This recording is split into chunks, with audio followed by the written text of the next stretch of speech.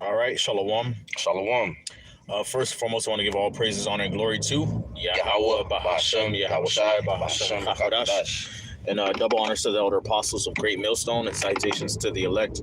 We're the brothers of Great Millstone, Miami.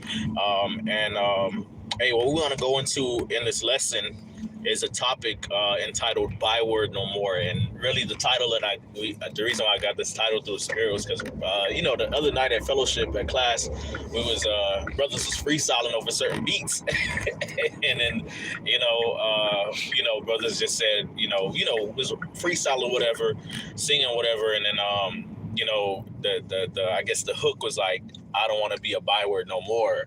You know what I'm saying? Um, and so that's that kind of stuck, and mind you, I was already kind of through the spirit ruminating and thinking about this topic, in general, because hey man, we afflicted, we on the bottom, we're hated, as a people, okay, and those of us who are in the ministry who believe, even if you're not necessarily in the ministration of the word, there's still that understanding that we're looked down upon, that we're ridiculed, that we're mocked because of what we believe and because of who we are, so I was meditating on that and just meditating on the fact that the Lord and the scriptures did promise that that was going to not be the case anymore.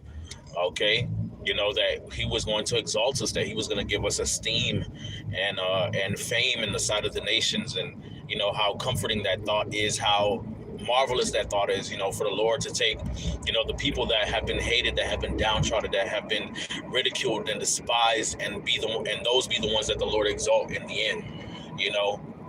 Going to show you that there's no reason to be proud. Okay, the Lord really humbling the nations in that way and just showing His favor upon the meek. So, with that being said, I do, usually when I do lessons like this, I try to start with the curses, Deuteronomy 28, and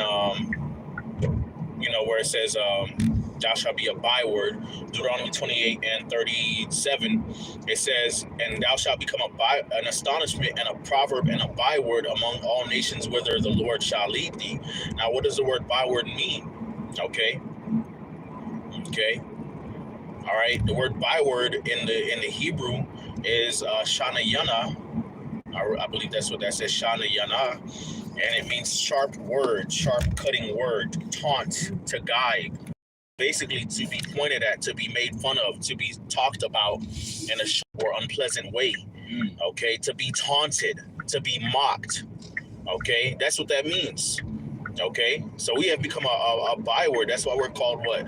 Negro or nigga, or excuse my language, spick or wetback or Indian, or what I'm saying. Even certain names that our people kind of take hold to as a sense of pride or identity, like Black or African American, Haitian, Dominican, West Indian, Jamaican, Puerto Rican, Cuban. Brazilian, there's a lot of, Mexican, Native American. Even the word Seminole is a byword when you go into it. It actually means runaway, or I want to say castaway or something like that, I believe so, when you actually go into it.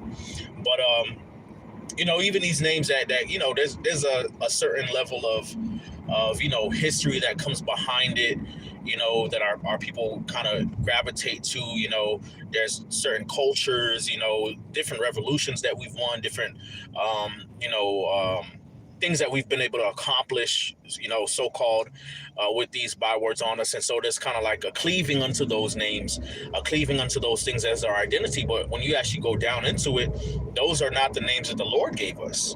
The Lord called us to be Israel, to be Israelites, to be sons of God, to be daughters of the Most High, to be princes of the power. Okay. All right. To be gods, to be kings and priests. Okay. All right. Not to be, called all these different names. So those are bywords. Those are not our true identity. Okay. All right. And, to be called by those names is a straying away and a casting away of our true identity, and is a byword. Okay, just to put it plainly, the word Indian means savage. To be, it's savage. And, they be wearing the shirts. We said, people wearing the shirts named Savage. Yeah, good to be called a savage. Yeah. So, hey, man. But hey, with that being said, I want to go to Jeremiah and verse Jeremiah 30 and 17. It says, well, I'll start at verse 16. It says, therefore all they that devour thee shall be devoured, and all thine adversaries, every one of them, shall go into captivity. And they that spoil thee shall be a spoil, and all that prey upon thee will I give for a prey. All right, so, all right, who devoured us? Who spoiled us? Who led us into captivity? Who, treated us as a prey, as something to prey upon, and take advantage of? The other nations, the heathens, Esau, Moab, Japheth, Ammon, so on and so forth. Okay, so the same thing that they did to us, we're going to be able to do to them in righteousness. Okay, all right, and that goes to show you, that the heathen are not going to be saved. They're actually going to be captives in the kingdom. Okay, all right, for those who push that heresy. Okay, the scriptures speak otherwise. Okay. All right, verse 17, it says, for I will restore health unto thee, and I will heal thee of thy wounds, saith the Lord, because they called thee an outcast, saying, this is Zion whom no man seeketh after. Okay. All right, so we've been mocked, we've been outcast. Even society, you had segregation, redlining, you have Gad living on reservations, even in places like Mexico or Haiti or the West Indies, where these are places where, okay, yeah, our people have land or whatever supposedly, but who lives the best in those countries? Esau, Moab, the heathen, lives in the most poor conditions. Our people. Okay, and that's going into that segregation, that being separated, to be outcast, to be the one that nobody looks after, to seek after, to care for, to be forgotten. That that's all part of our condition as a people, and the Lord is gonna change that. Okay, all right. The Lord is gonna give us peace. He's gonna give us honor and esteem amongst the nations. Okay, all right. This is Isaiah. Did you have anything you wanted to say, brother? Just talking about how, the Most High made us to be an offscouring to this very day. People look at us like trash. Yeah. And refuse. Okay. The sweepings, the garbage. People look at us like the garbage. Yeah. Like garbage. That's why they fan the head. They mock the prophets. And they look at Israel in his entirety as garbage. Yeah. They say aha. Yeah. They look at us when we in the downtrodden state, and they rejoice at our downfall. Yeah. Psalms 83 goes into that. Right. Yep. And this is Isaiah chapter 60. Okay. Isaiah 60 and verse 14, it says, the sons also of them that afflicted thee shall come bending unto thee, and all they that despise thee shall bow themselves down at the soles of thy feet, and they shall call thee the city of the Lord, the Zion of the Holy One of Israel. Whereas thou hast been forsaken and hated, so that no man went through thee, I will make thee an eternal excellency, a joy of many generations. Okay, so hey, we've been hated, we've been despised.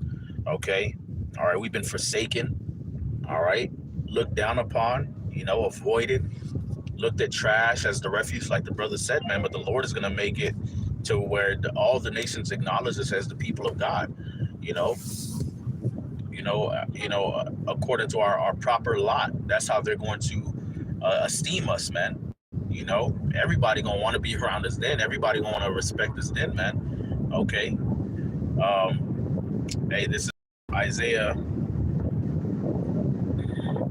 chapter 1 and verse 9. It says, their seed shall be known among the Gentiles, and their offsprings among the people, and all that see them shall acknowledge them, that they are the seed which the Lord hath blessed. Right. You ain't gonna see no byword no more. Right, exactly. They ain't gonna be calling us niggas and all of this, mess, then. Nah, they're gonna acknowledge, okay, yeah, these are the people of God, these are the priests of the Lord. Okay, these are the ones that the Most High is dealing with, that we gotta listen to. Okay, so It's just something that was on my spirit. I was meaning to get it out. Did you have any precepts or anything that you wanted to bring out real quick? Well, when you read Deuteronomy 28, start from verse 1. It talks about the blessings. Right. Yep. It talks about the blessings. So we're not going to be known or be called different bywords in the kingdom. Mm-hmm. Okay, the Most High's name is on us. We're Yashar Allah. He principal. We're Israelites. Mm-hmm. If anybody's saying that we're otherwise, they're lying. Right. And that's these heathen nations. They know who we are, especially the elite bankers. Right. Hey, Deuteronomy 28:9, it says, "The Lord shall establish thee in a holy people unto himself, as he has sworn unto thee, if thou shalt keep the commandments of the Lord thy God and walk in his ways. And all people of the earth shall see that thou art called by the name of the Lord, and they shall be afraid of thee." Right. We ain't gonna be called Puerto Rican, race port. No. Not gonna be called Haitian or Dominican or El Salvadorian. Yeah, African American, right. Negro, black. All these ends. Mm-hmm. Indian, Mexican, Guatemalan. Yeah. All these names are a result of us being held captive. Yeah. Us being conquered, us being colonized and displaced.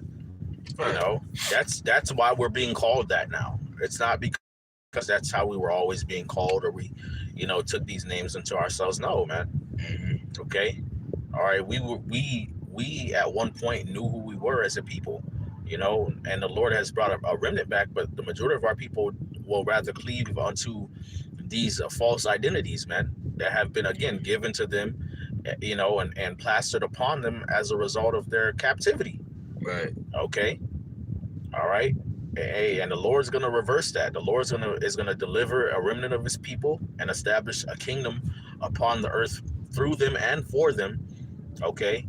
And the rest of our nation is going to come back through that remnant and be acknowledged as the kings and priests and rulers, as sons and daughters of the Most High, as it ought to be. Okay. Right.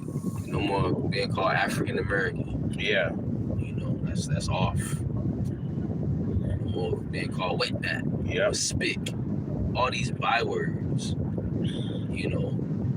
That's how we're not in rulership. Because these other nations are, saying these things about us, talking shit about us. Yeah.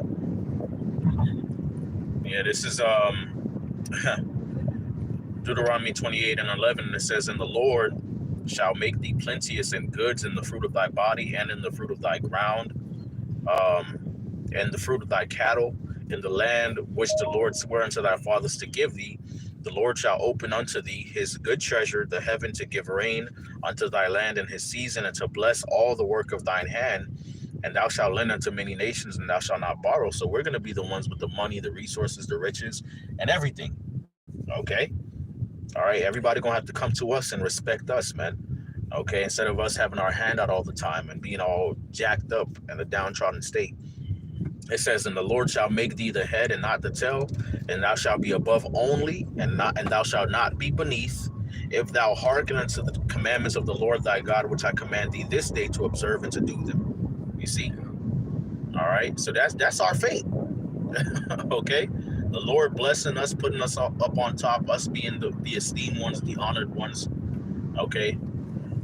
The respected ones. Okay. And everybody having to bow down, man, and respect us, man, as we ought to be, man, and treated as we ought to be. Okay.